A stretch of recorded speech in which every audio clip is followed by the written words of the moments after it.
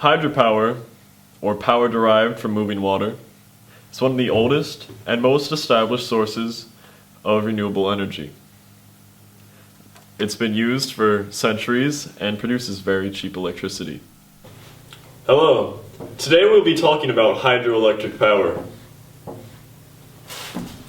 Oh hi, I didn't see you there. I'm just writing down equations about hydroelectric power.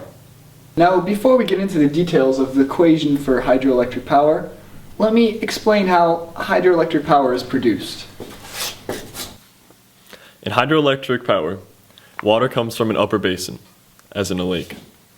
This water is then sent through a pipe intake and into the penstock, as seen in the picture. The water in the penstock has increased pressure and flow. The water from the penstock is then sent through a turbine and spins the turbine. The energy from this then turns a rotor. The rotor in turn charges a generator. Electricity from the generator is then sent off to other locations through power lines.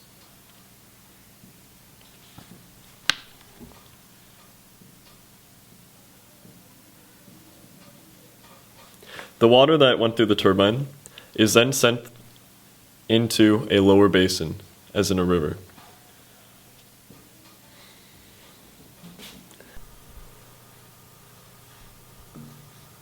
As I just explained, there's potential energy generated from the mass, gravitation, and height in the upper basin. Now, I want to show you a more simplified diagram explaining how the energy transforms here. So we have the potential energy from the upper basin. Going down the intake pipe, this becomes kinetic energy of the water. This kinetic energy turns the turbines, therefore producing kinetic energy of the turbines. Finally, this turbine kinetic energy is transformed into electric energy. This electric energy is then pumped into your households, and it runs your TVs, microwaves. So you've probably been asking yourself, where does the energy come from in a hydroelectric dam? Well, let me answer your question. The energy is potential energy, and we know potential energy equals mass times gravity times height. We also know power equals energy over time.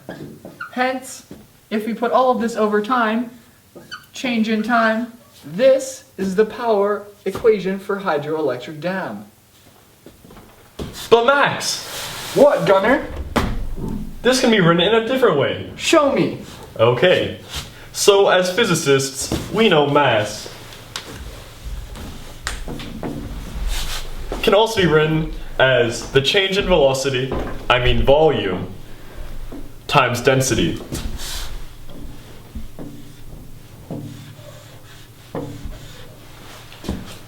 And the density of water, as you should know, is 1,000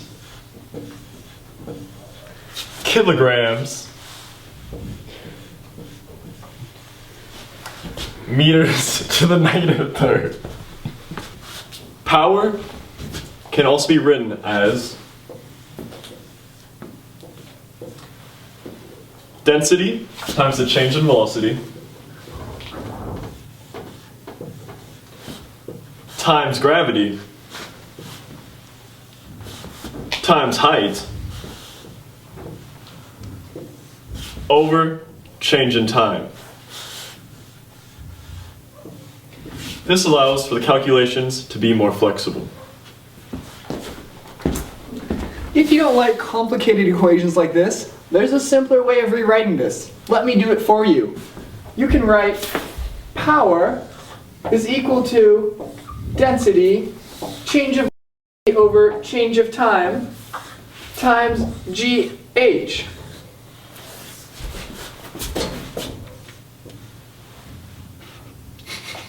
A nifty variable we can use to substitute change in volume over change in time is Q. This is written as follows. That's Q. That's change in volume. That's change in time. Therefore, power is equal to density times Q times GH. Boom! What's up? Hey Gunnar, did you know another name for Q, or what Q actually stands for, is the flow rate of water? I did not. I mean, think about it. Velocity over time is a rate. Of flow.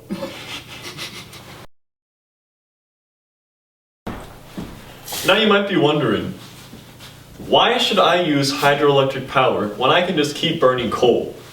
Well, there are a number of very important pros. First of all, hydroelectric power is technically free, as it is a natural good. You don't have to pay to use the river. Second of all, hydroelectric power is inexhaustible. You will never run out of water unless global warming dries it up for you.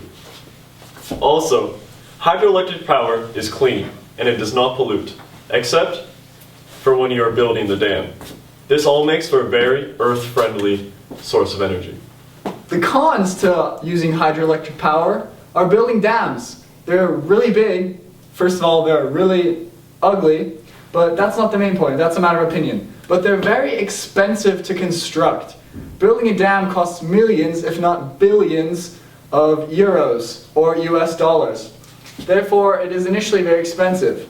Second of all, damage to the environment. When a dam is built, the ecosystems and environment where it is built are changed enormously. Where I'm from in Scotland, we've got a big problem with salmon when the dams are built. This is the river salmon. It's trying to go upstream. In Washington, we also have this problem. And I, for one, love salmon. This is a terrible thing. Wait, aren't you a vegetarian? I meant as a friend.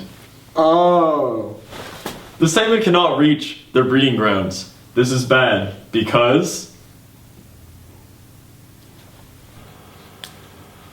the building of dams often destroys or blocks the salmon's natural environment. And unfortunately for the salmon, they will only breed in the habitat they were born in. Why can the salmon not go back to its breeding ground if a dam is built? Well, you see, the salmon is swimming upstream here. Let's say the stream is going this way. It's swimming upstream and wants to get to its breeding grounds. But then you see this dam here. Wait. I have a joke that can explain this pretty well. So, there's a fish, a salmon, swimming along in the river, being all happy, enjoying his salmon life. When he runs into a wall, he says, "Damn." It's not funny! This is a serious issue. It's true. It's true. Up to 6,000 dams have been built in the US since the signing of the Declaration of Independence. That is nearly one dam every day. That's a lot of blocked salmon. That's a lot of less salmon population. Yep.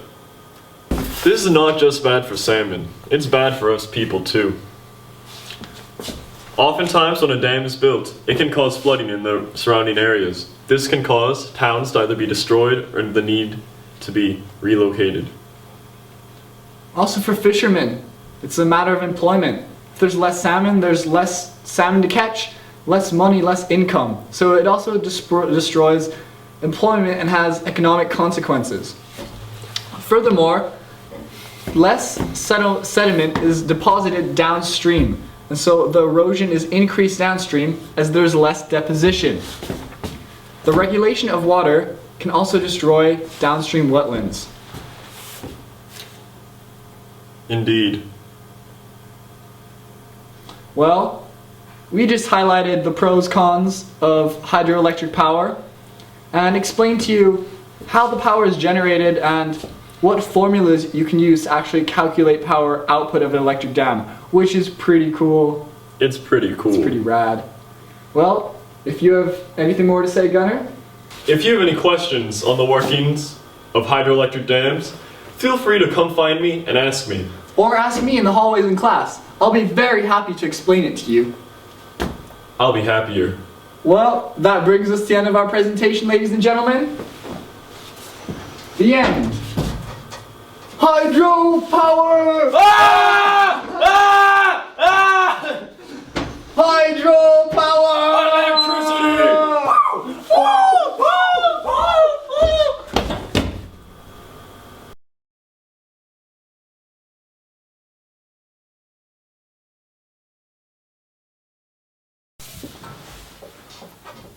So, where does the energy come from in a hydroelectric dam? I don't know. But Max, What? this can also be written in a different way. Show me. As we know, as physicists, mass is equal to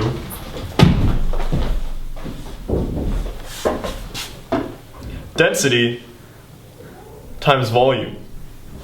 Wait, I think that's wrong. Wait, I have to double check. I'm a salmon! No! No! No!